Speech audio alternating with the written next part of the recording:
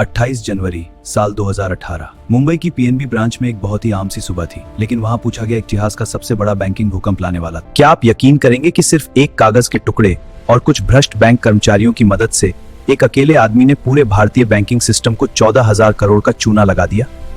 ये कहानी है नीरव मोदी की, एक ऐसा डायमंड मर्चेंट जिसे कुछ ही सालों में भारत का सबसे बड़ा और सबसे चमकता हुआ डायमंड किंग मान लिया गया था। नीरव मोदी कोई आम जौहरी नहीं था। उसकी डिजाइन की हुई डायमंड ज्वेलरी हॉलीवुड से लेकर बॉलीवुड तक की सबसे बड़ी और मशहूर अभिनेत्रियां बेहद शान से पहना करती थीं। न्यूयॉर्क से लेकर लंदन और मकाऊ तक दुनिया के सबसे महंगे और आलीशान शहरों में नीरव मोदी के शानदार बुटीक और स्टोर्स खुले हुए थे। वह सफलता के आसमान पर था, लेकिन उस चमकते हुए हीरे के साम्राज्य के पीछे एक बहुत बड़ा और बेहद खौफनाक झूठ छिपा हुआ था। उसकी इस पूरी शानदार दुनिया की नींव एक बहुत बड़े फ्रॉड पर टिकी थी। इस पूरी कहानी की शुरुआत साल 2011 में हुई, जब नीरव मोदी की कंपनियों ने विदेश से कच्चा हीरा खरीदने के लिए पंजाब नेशनल बैंक का दरवाजा खटखटाया।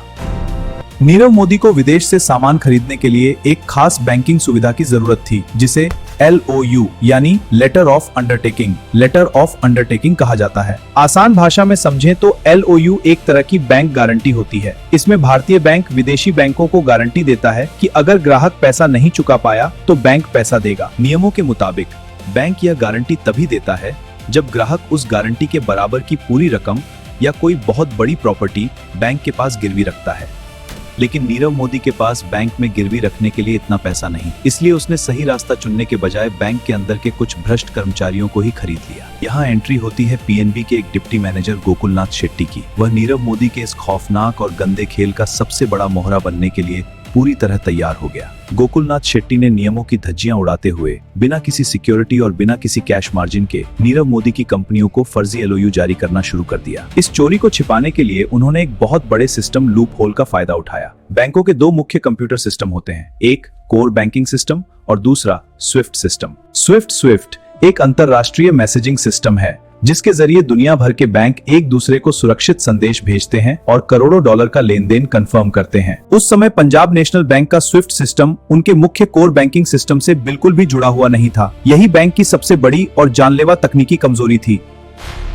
गोकुलनाथ शेट्टी विदेशी बैंकों को स्विफ्ट के जरिए हजारों करोड़ की गारंटी के मैसेज भेज देता था, लेकिन बैंक के मुख्य कंप्यूटर में उसकी कोई एंट्री ही दर्ज नहीं करता था। चूंकि मुख्य कंप्यूटर में कोई एंट्री नहीं होती थी, इसलिए दिल्ली में बैठे पीएनबी के बड़े अधिकारियों और ऑडिटर्स को कभी भनक ही नहीं लगी कि उनके नाम पर अरबों का लोन लिया जा रहा है। विदेशी बैंकों को लगता था कि भारत का इतना बड़ा सरकारी बैंक गारंटी दे रहा है, इसलिए वो नीरव मोदी के विदेशी खातों में करोड़ों डॉलर बेझिझक ट्रांसफर करते रहे। इन विदेशी पैसों से नीरव मोदी अपना बिजनेस बढ़ाता रहा, अपनी शानदार और ऐशो आराम वाली जिंदगी जीता रहा और दुनिया भर में अपनी ब्रांडिंग का झूठा दिखावा करता रहा। लेकिन LOU का एक सख्त नियम होता है, जो पैसा लिया गया है उसे 360 दिनों के अंदर ब्याज के साथ वापस चुकाना ही पड़ता है।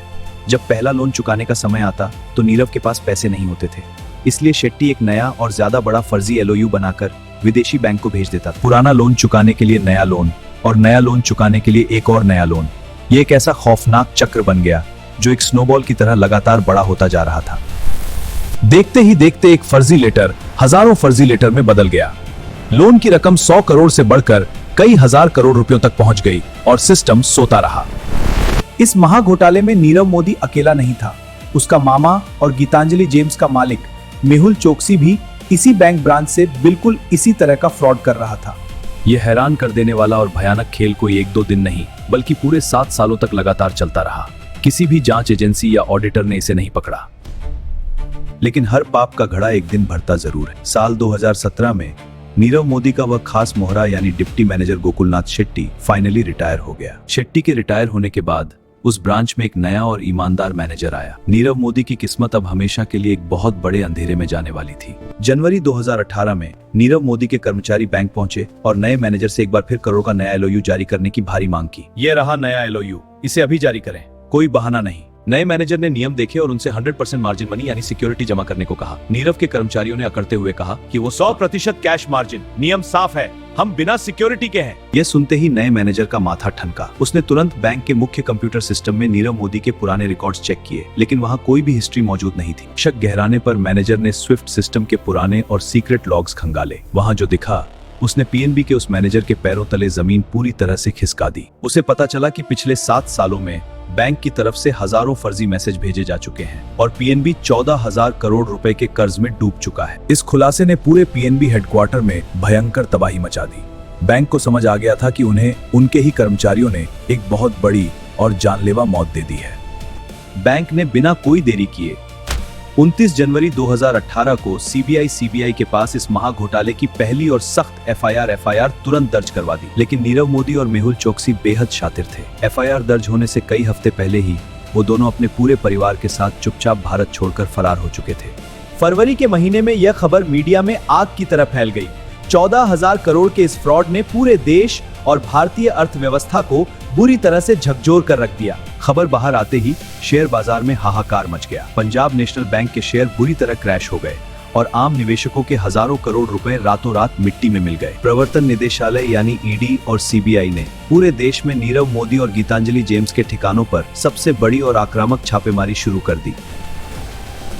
एजेंसियों ने उसकी करोड़ों की लग्जरी गाड़ियां, बेहद महंगी पेंटिंग्स, सी फेसिंग फ्लैट्स और फैक्ट्रियों से भारी मात्रा में हीरे और जेवरात पूरी तरह से जब्त कर लिए। लेकिन एक और बड़ा धोखा सामने आया। जब्त किए गए हजारों करोड़ के हीरों की जब जांच हुई तो पता चला कि उनमें से ज्यादातर हीरे बहुत ही घटिया क्वालिटी के या बिल्कुल नकली थे। देश की जनता में भारी और भयंकर गुस्सा था। लोग यह मानने को तैयार नहीं थे कि कैसे कोई इंसान इतनी बड़ी रकम लूटकर इतनी आसानी से देश के बाहर भाग सकता है। भारत सरकार पर भारी दबाव बना। भारत सरकार ने तुरंत नीरव मोदी का पासपोर्ट रद्द कर दिया और इंटरपोल के जरिए उसके खिलाफ एक रेड कॉर्नर नोटिस जारी करवा दिया। कई महीनों तक वो गायब रहा। लेकिन मार्च 2019 में लंदन के एक अखबार के पत्रकार ने नीरव मोदी को लंदन की सड़कों पर बेखौफ और खुलेआम घूमते हुए देख लिया। Mr. Modi, can you confirm the purchase of the jacket? No comment. What about the reports on its cost? No comment. And the implications for your business? No comment. यह वीडियो भारत में आग की तरह फैल गया। भारत सरकार ने तुरंत लंदन पुलिस पर भारी दबाव डाला और उसके प्रत्यर्पण यानी एक्स्ट्राडिशन की मजबूत कानूनी फाइलें ब्रिटेन भेज दी। 19 मार्च 2019 को नीरव मोदी को लंदन के एक बैंक से गिरफ्तार कर लिया गया जब वह वहां एक नया और गुप्त खाता खोलने की कोशिश कर रहा था।